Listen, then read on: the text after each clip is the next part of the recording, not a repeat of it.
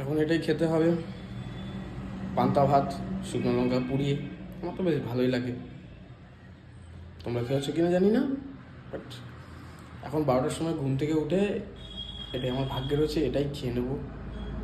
তো যেহেতু বেকার আমি, কিছুক্ষণ পরে যাব বেকার ভাতার যুবসাথী যে প্রকল্প আছে সেখানে ফর্ম জমা দিতে।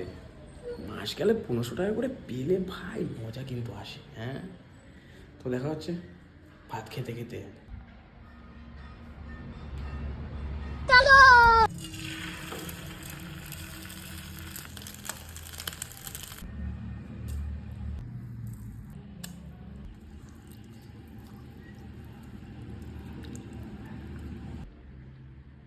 তো গাইস, আমার বানানো হয়ে গেছে, আর খেয়ে নিই, অনেক টাইম হলো, খেয়ে পেটটা ভরবে করি আর বেকারত্বের জীবনটা কাটাই। দেখা হচ্ছে নেক্সট ভিডিওতে, ততক্ষণের জন্য